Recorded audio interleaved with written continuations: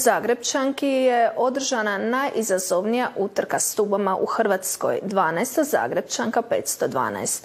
Ove godine okupila je 500-tinjak natjecatelja iz 8 zemalja koji trče s tubama i to u 4 kategorije, 25, 50 i čak 100 katova te u parovima. Najviše natjecatelja odabralo je uspon na 25. kat, a pobjednici su Tea Faber i Ivan Vuletić koji su srušili vlastite rekorde. 2, 1.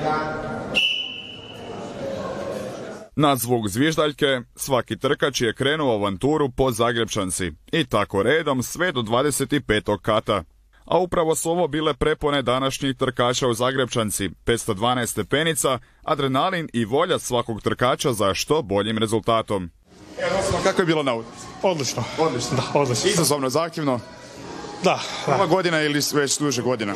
Prošle godine sam u solo išao, sad sam išao sa ženom. Tako da, sad je malo lakše bilo jer znam kaj me očekuje. Na ovogodišnjim stepenicama utrka je pokrila sve generacije, od onih najmanjih do najstarijih. Pa ako se ne varam, ovo mi je 9. godina ovdje u Zagrebu.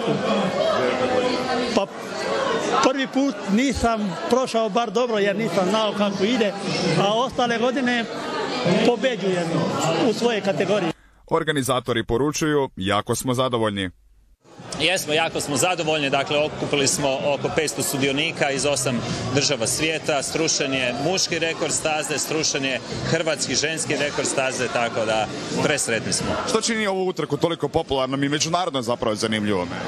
Čini je to što je ona izazov, dakle izazov je popet se na 25. kat, a pogotovo izazov ustrčati na 25. kat, tako da sudionici dolaze vidjeti da li mogu i za koliko mogu ustrčati na vrh zgrade.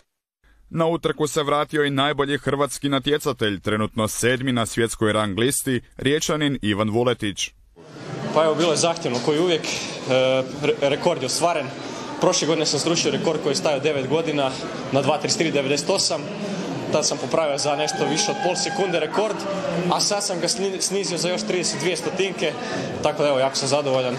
Poruka za buduće utrke, odvažite se i vi, za svakog postoji kategorija, a kao što vidite čeka vas i dobra zabava.